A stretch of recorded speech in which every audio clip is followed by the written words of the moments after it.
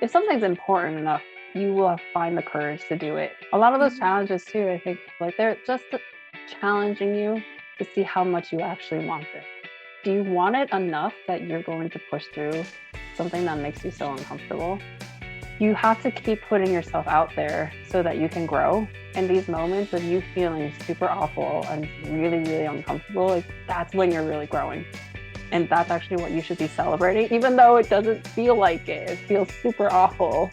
And you could probably be really devastated, you're like in the dumps. But that's actually when you're growing. And that's exactly what's gonna pay dividends for you in the future. You're learning more through these few rejections of how to negotiate. And you're doing a crash course in that. You're learning more in that one instant than a lot of people, the professionals, probably learn in years on a job because you are constantly pushed beyond your limit to tackle these situations. Bringing us back to social entrepreneurship, Leslie, what are some of the biggest challenges you face as a female entrepreneur? Like, I can definitely tell that a lot of your experiences are brought into like the curriculum and the development of the program that you've initiated. But how did you persevere through those tough times and what kind of challenges did you face? Oh my gosh. Yeah, so many. I think every entrepreneur, whether they're social entrepreneurs or an entrepreneur, especially if they're a woman, it's just like an endless amount of challenges that we can definitely talk about. I think one of the biggest things about being a female entrepreneur, though, I think is the lack of self-confidence in a lot of situations. So it's not only is it can it feel so hostile to you, all the things you have to do and the people you have to meet with and the environment you're operating in, from the people you're trying to raise money with, from the partners you want to build relationships with, the people you really need to be your on your side, your allies to help you launch this. They're all more likely than not to be men. You already are like singled out. You're already self-conscious. This is like a not a space that you're familiar with and comfortable with, but you're also in a space that you just don't look like everyone else. And I think that the confidence gap between men and women is total fact. Is as that is that's truth as true as it gets. And it's not just between professionals, right? It's also between entrepreneurs as well. When you're an entrepreneur, you are the face of all operation. You are the face of the company. Everyone that you work with, that you hire, whether you're going to be able to put food on the table for yourself is on the line. So there's a lot more on the line, but that also creates a lot more pressure of you actually needing to show up confidently to kind of get that done. I think that the people you surround yourself with is also the most important too, because I did meet a lot of other men in my life that were very quick to unfortunately kind of solidify my own doubts about myself. Like, yeah, this is not what women are cut out to do. Like you graduate from a good university with a really high GPA. Like it's a waste if you continue doing a project like this. You should just try to get hired like a consulting firm or get some corporate job, something cushy so that's easier for you to get married. But you would also have, and I'm really blessed, you would also have a lot of male allies. Like I more than once in my life, I think some of the people that were the biggest champions of me and had the biggest faith and trust in my abilities were guys. There were men that were just friends, but that they saw so much more potential out of me than I ever saw in myself. And they would always be the ones that like would push and challenge me to go and take the leap that I probably would have never done. I've been too conservative of what I wanted to do. It's like, no, no, no, you are going tomorrow and you're going to pitch yourself to so and so. You're going to tell them who you are and you're going to ask for this much money in cash to help fund your project. And you're going to keep building that relationship until they say yes, because they will say yes to you. Someone will say yes to you. Like they had that level of faith in me when I didn't even have that faith in me. Or I never felt like I was ready. I never felt like, oh, I don't think I need more time to prepare, or I'll do this when I'm a little bit more experienced. Like you just come out with excuses because you're so uncomfortable with it. But I had a lot of really awesome guy friends that just like that pushed me to do that. And it's because they had that kind of confidence in me that it then kind of gave me confidence in myself. In my case too is also quite unique where the first kind of company I launched, I was still a student. And the programs that I launched were for students. So I had to work closely with my own university back in Colorado. So on one hand, it was like cool that I had a lot of kind of resources there because I was still a student. On the other hand, though, you don't have any kind of legitimacy in front of the entire administration of the university because to everyone else, you are just a student. You're just a student that's trying too hard and is way too naive, like pearly eyed, but you're flaky and irresponsible and you have no skills and you have no experience and you're just a waste of time.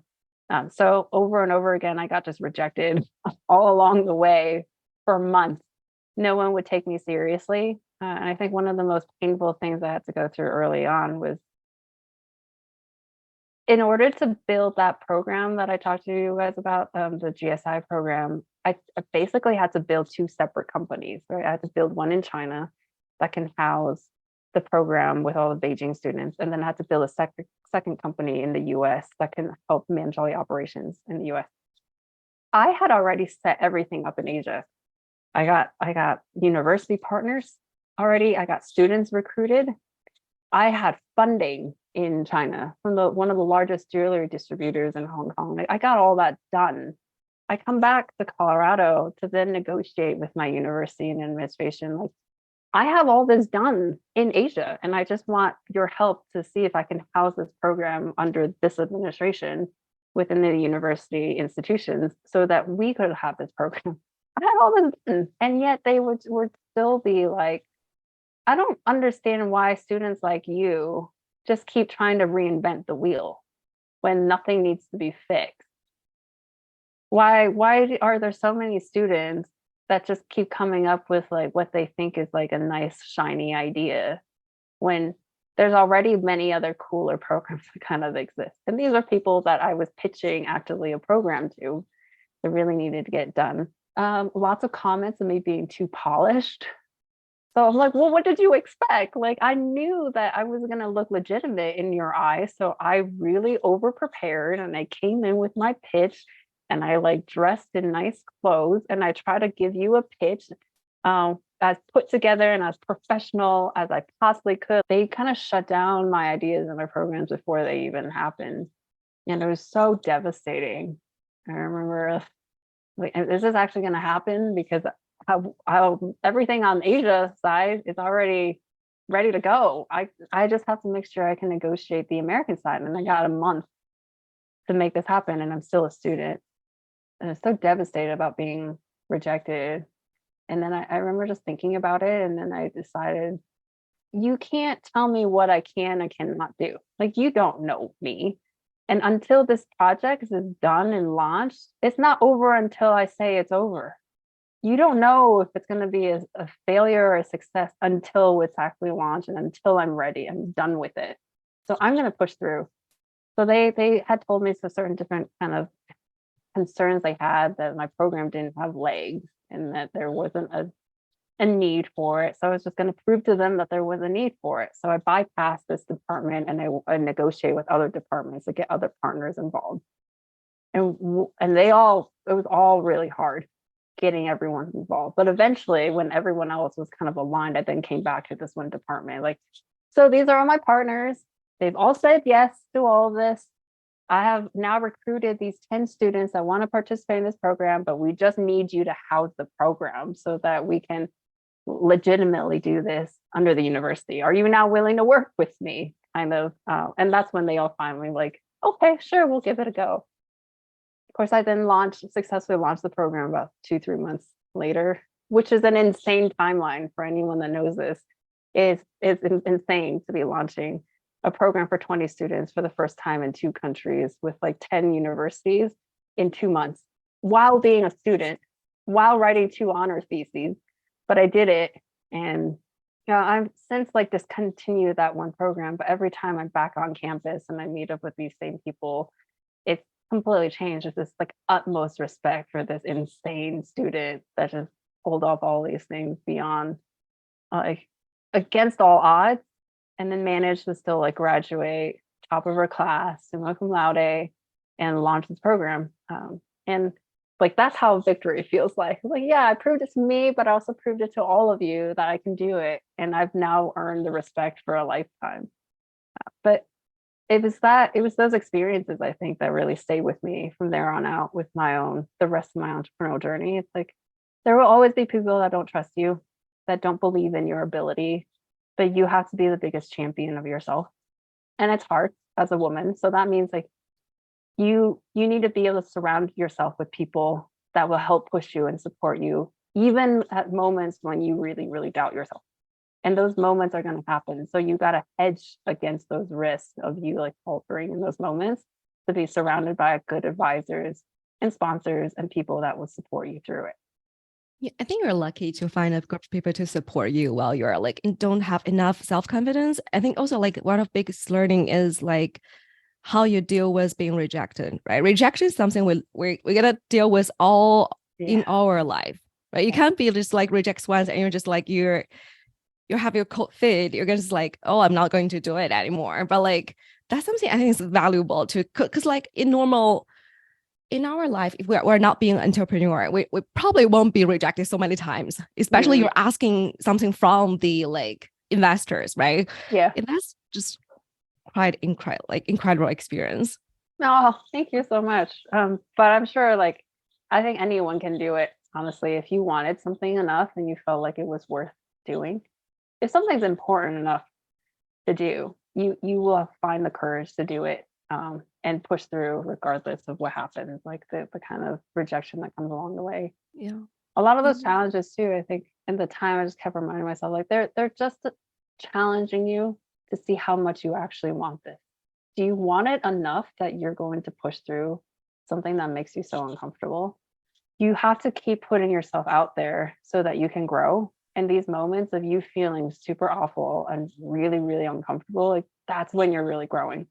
And that's actually what you should be celebrating, even though it doesn't feel like it. It feels super awful. And you could probably be really devastated, like in the dumps. But that's actually when you're growing. And that's exactly what's gonna pay dividends for you in the future for the rest of your life. These are just growing pains. You're learning more through these few rejections of how to negotiate, and you're doing a crash course in that. You're learning more in that one instant than a lot of people, other professionals probably learn in years on a job, because you are constantly pushed beyond your limit to tackle these situations. So I have no regrets, even though it was not always a pleasant experience, but I think I've always grown out of all of that. They have continued to shape who I am, and it has further build my capacity to take on bigger and more challenging things, uh, personally and professionally. So for the companies I built, for the work that I do, but also personally, kind of overcoming my personal traumas and things like that. Definitely. Here are enough challenges and like overcoming. So what are some of the greatest rewards and success Oh, stories from your field of labor and commitment in social entrepreneurship? no, there's definitely a lot. I think that I've worked with a lot of people that I've met a lot along the way have been just priceless kind of relationships I've had. I think one of the biggest achievements that I still kind of refer to a lot though too, I lived through that with Melody. I think Melody probably knows what I'm referring to, but I also on the side I also run a professional women's network in Beijing called Beijing Women's Network. I don't know if you guys have heard of it. We're a community about 5,000 strong, and our whole kind of mission is just supporting women, professional women, in Beijing to help them grow personally and professionally. I think one of the biggest rewarding experiences was before COVID happened, November 12th, 2019. Me and my team of five, okay, we had five people. We managed to host a massive event of like 200, 300 people for the legendary Dr. Jane Goodall. Like five women that were working full-time jobs and was just doing this on the side under my leadership, like came together and was able to pull off this like massive event for one of the most sought after, most legendary people in the entire world. And I think like moments like that, it was a huge achievement, just for the fact that we pulled it off. Obviously, like I love the people that I worked with, and these women, every single one are really incredible. Melody being one of the members of that legendary team. But to me, it also was really nice to kind of see that, oh, okay, I'm doing something right, like leading this team. That that five of us were able to pull our weight beyond what five women should have really been able to do. Like we pulled off on a miracle. But in hindsight, it meant a lot to me that I had such an incredible team that I had kind of built around me, that in a moment of such a challenge, it was an achievement to have pulled off of it, but it was also a very big challenge for us in the capacity that we had to have done it. But that I had a team that was willing to go through the ends of the world, through the trenches with me to make that happen. And that team now is still people that I kind of are one of the greatest kind of people that I cherish the most. We still keep this WeChat. We call ourselves like the legendary Beijing Women's Network team, because we are that team that pulled off that event. And like Melody and a few other women have left Beijing now and have moved on with their lives. But every year, and I've done it now once, every year on the anniversary of that one event, I like call everyone like we need to do a catch up. Just like, how are y'all doing, ladies? And let's just relive our glory. Like back in 2019. No matter how many years pass, like I think it's something that we should still continue to be really, really proud of ourselves for. It was really only possible under Leslie's amazing leadership and guidance. We always call Leslie Mama. Yeah, you've just been an amazing mentor for us all. And I think our team is so special because we're so international. We come from different places. All of us are spread out across the world now as well in different locations. And we all brought like different unique elements to bring the event to life. Yeah. And it was incredible to like get all of the sponsors to support us as well. And we raised like over 60,000 RMB in one Yeah, night. that's right. So really, really incredible. And I thank you for allowing me to be part of that as well. Oh my gosh, the like pleasure is all mine. I don't know if I can share this, but I want to just like maybe just drop this in really quick as a story about that night with Melody. Back to what I was saying, like you have to make sure you support yourself or surround yourself with the right types of people. Like no entrepreneur can do it alone. Like the myth of like an Elon Musk that's just this like genius can do it all on his own is like false. It's really about a team and it's the right types of people. I actually had a really, really bad day that day of the event. Horrible day. I got into an argument with my boyfriend 2 hours before the event. He left early to help set up the venue for this Jingle event. I knew that this was probably one of like biggest kind of career defining moments for me, but we got into this argument. I had a lot of things happening at home personally at that time, like cut ties with my family and all this. And then I got into this argument with my boyfriend. So he left to help set up the venue. And 2 hours before the event, I was on the floor sobbing at home. I could not put myself together. And the very first time in my entire life, I didn't know if I could actually make it. I felt like there was a really good chance that I was going to falter on an obligation I had promised that I was going to do, not just for me, but everyone that was counting on me. That's the very first time that I nearly called up maybe Melanie or someone else that like, I think you're gonna have to moderate this event because I don't know if I can make it. And in the depths of all that and the despair of all that, I like thought about my team, like, no, I gotta be there for them. Because it's not like I play a big role. I was interviewing Jane Goodall, but like I have a whole team that's there on site, slaving away to make this happen. And I can't let them down. I have to make sure I get there. So I do miraculously like manage to pull it together, race out the door. Of course, I was already running late. I got into like a DD, so it was just like Uber, like Chinese Uber, racing over to the venue, like Soho 3Q. But of course, it's that prime time. So then you then hit traffic. So you're more late and now you're panicking even more. I'm wearing these like 3-inch heels. And eventually we get close enough to the venue that I just tell the driver, like, no, just just drop me off here. So then I sprinted the remaining 200 meters in heels to get to the venue, arriving late, even though it's a moderator, totally, completely flustered and try to get myself together. And I was carrying this bag of, they were prizes, and also for the like silent auctions. I had accidentally tucked my notes for my interview with Jane Goodall in the middle of these like skincare products for the silent auction, which I then very swiftly in my days like handed it off to Melody. Like, okay, here's the things for the silent auction, set it up. Yeah, we're good to go. Try to compose myself to get ready to interview Jane Goodall. 10 minutes before we're about to start is when I suddenly realized I don't have my notes. I don't have even a copy with me. Like, I'm about to interview Jane Goodall and I don't even know how to introduce her without my notes. Like, what am I going to do?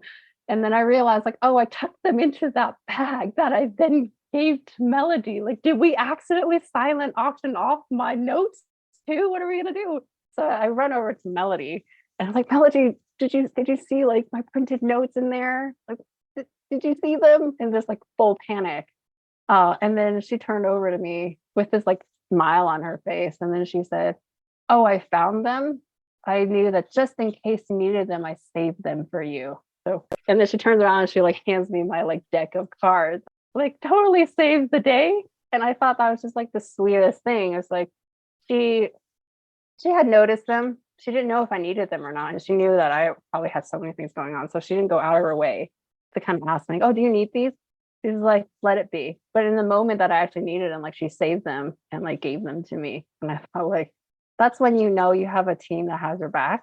So there's a lot of things that weren't even said, weren't even communicated, but she had that level of like consideration that like maybe Leslie will need these. She may not. Maybe these are just like just in case, like there's just additional notes that she may or may not use, but I will save them just in case, so that I can support Leslie if needed. And so I'll be forever grateful for you, Melody, because I don't think that event would have happened if you did actually silent auction them off. I wouldn't know where to go.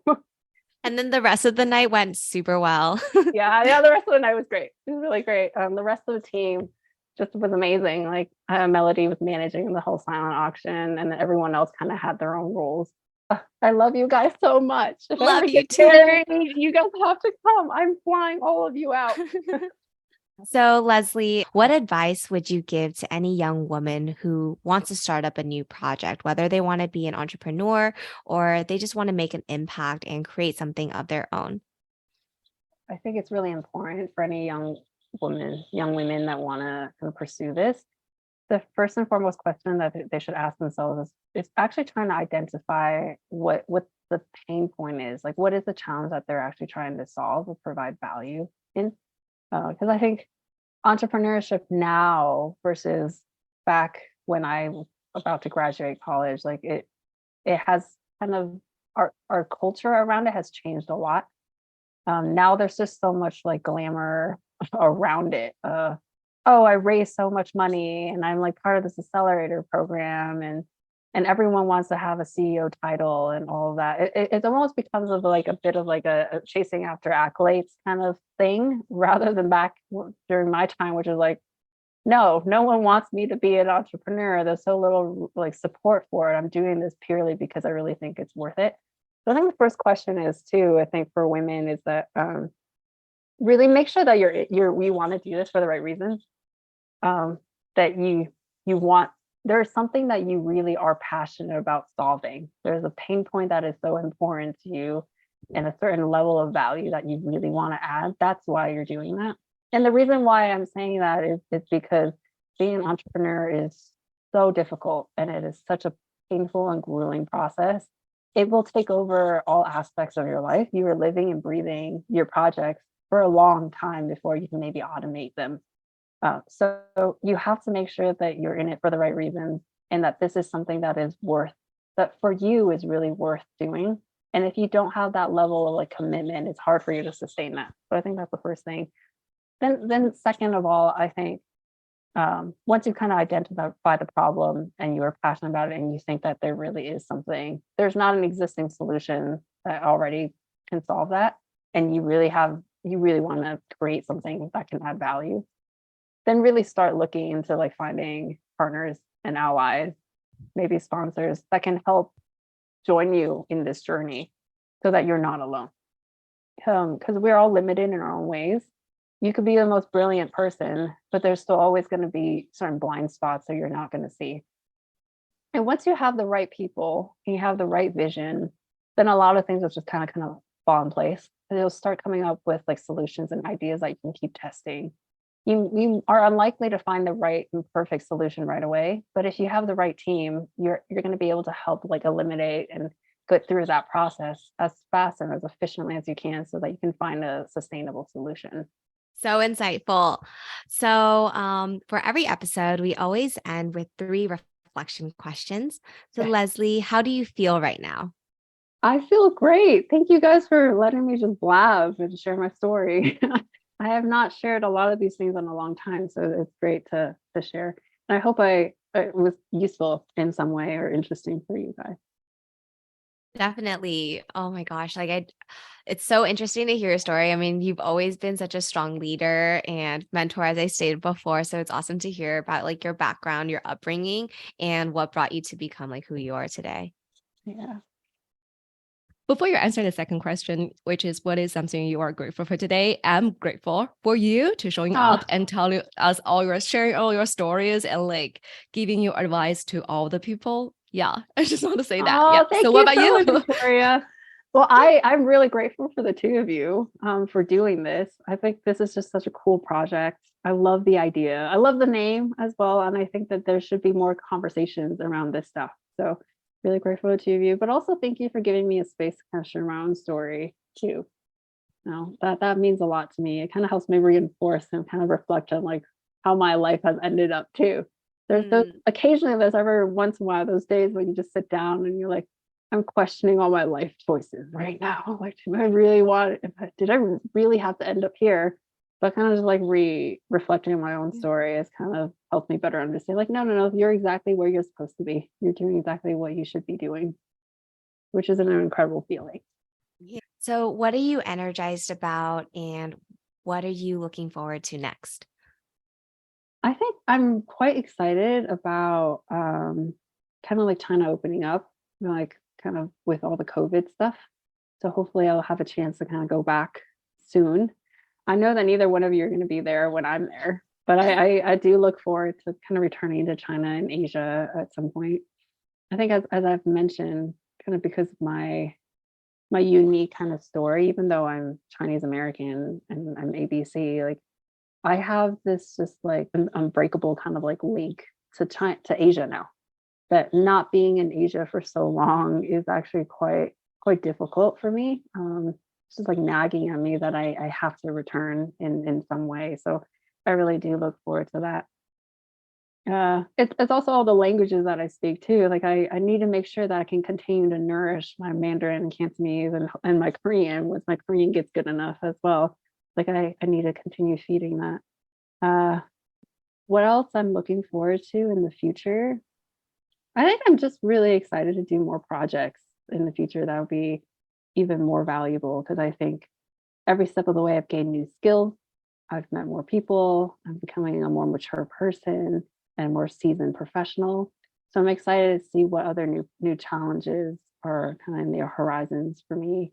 And maybe like exploring kind of back to my roots, like what else I can do in the space of cross-cultural communication or linking the West to the East, especially the US to the rest of Asia. That is meaningful to me. And so I'm excited to kind of see what else kind of in that space I can explore in the future. Awesome. Well, thank you so much, Leslie, for joining us today, sharing your story with us and sharing with us what it means to be Chinese American, how we can build the bridge between China and the US, the opportunities everyone has ahead of them, and what young females can do if they are interested in becoming an entrepreneur. So to all our listeners, thank you so much for tuning in today. We have episodes coming out every Wednesday, so stay tuned and we'll chat soon. Bye. Bye. Bye.